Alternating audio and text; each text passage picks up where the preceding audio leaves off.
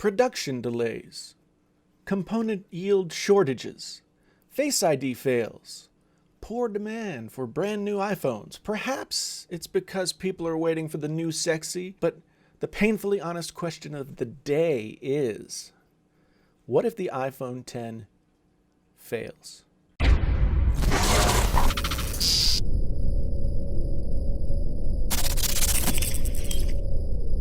Yeah, I know. Whatever. What if the iPhone X10 fails? I know there have been a lot of you out there thinking I'm the guy, the boy who cried wolf, trying to drive up the views by telling you doomsday tales. But I am seriously concerned, and I have spent a lot of money on Apple products over the years.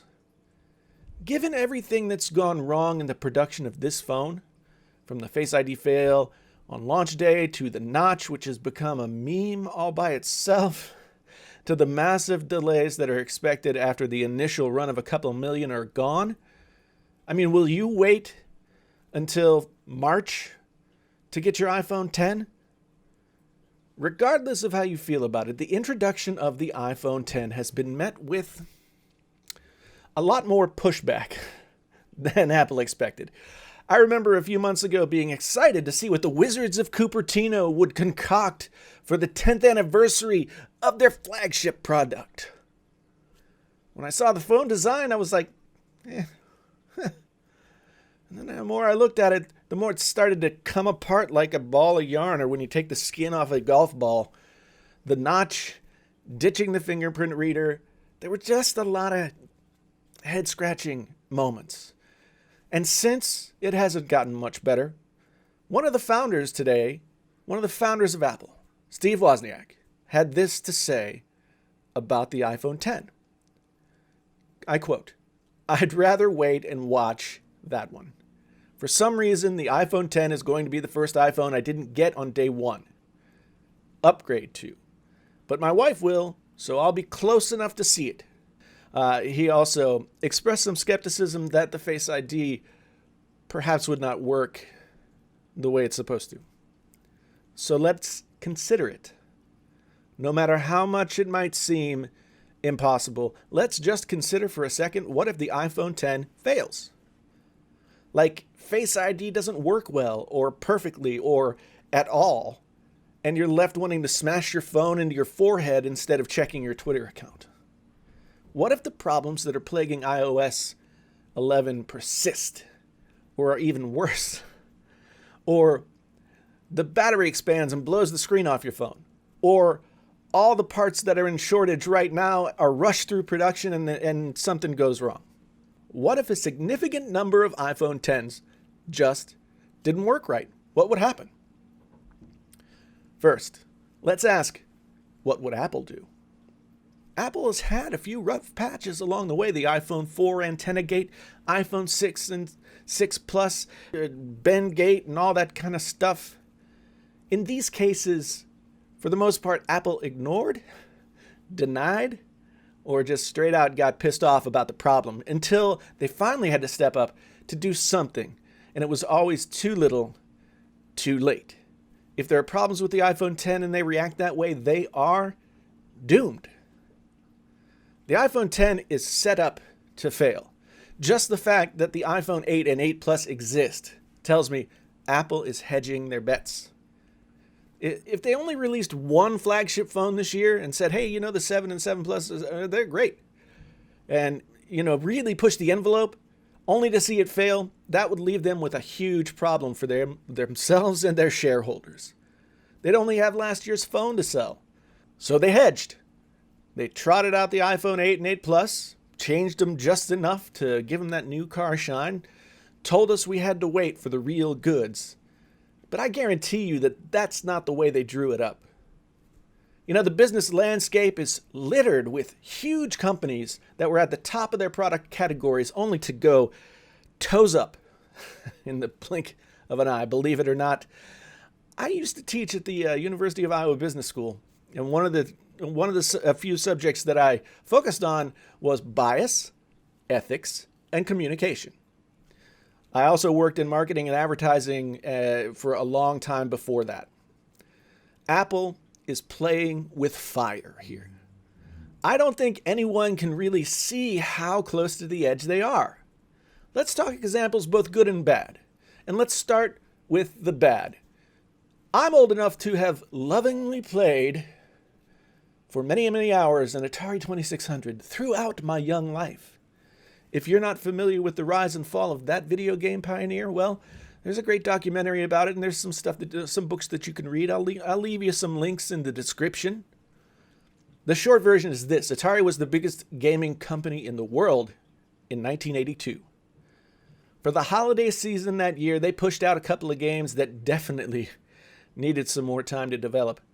One of them was a game based on the movie E.T., and that game is widely considered the worst video game ever made. The games were bad. The products were bad, and no matter how big Atari was, they couldn't recover. The company died.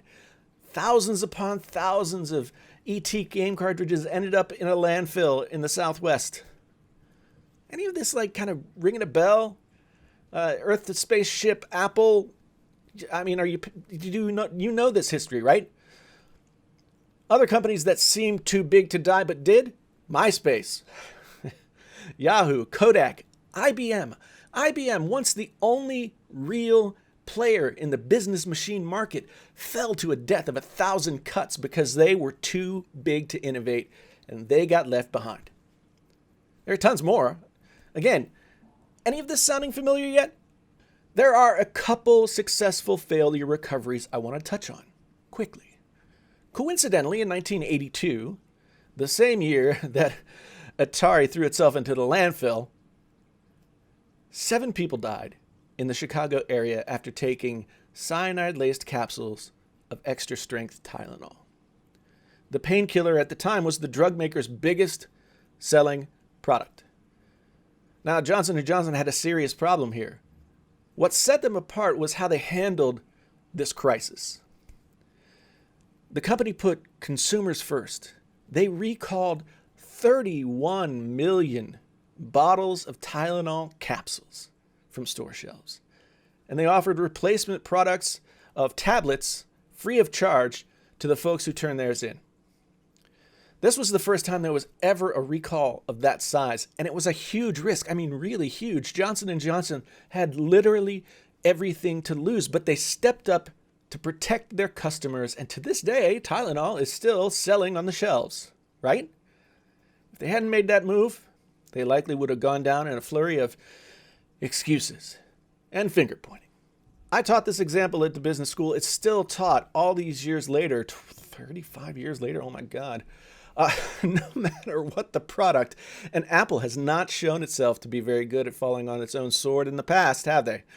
Would they be able to do it now, at this incredibly crucial moment in their company's history?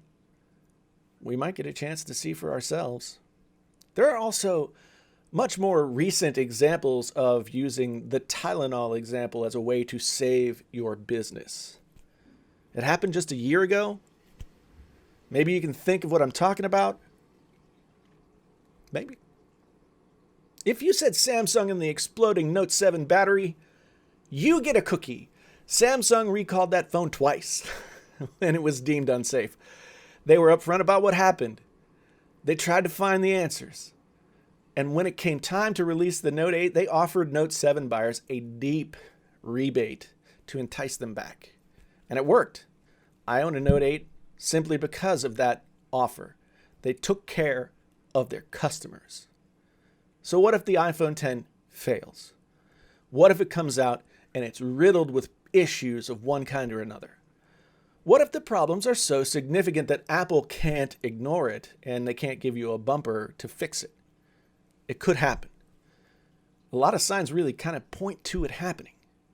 Will they step up and stand with their customers and take the loss? Or will they repeat those previous patterns? The answer, if it should come to that, could have everything to do with whether or not we're buying iPhones a few years from now. Thanks for watching. I really do appreciate it. Welcome to all the new folks who have come to the channel. If you're really new, like you just got here, please subscribe, Please, if this video resonated with you in any way, please give me a like. My name's Jason, sometimes known as the JTL. This is Painfully Honest Tech. Until the next time, I'm out.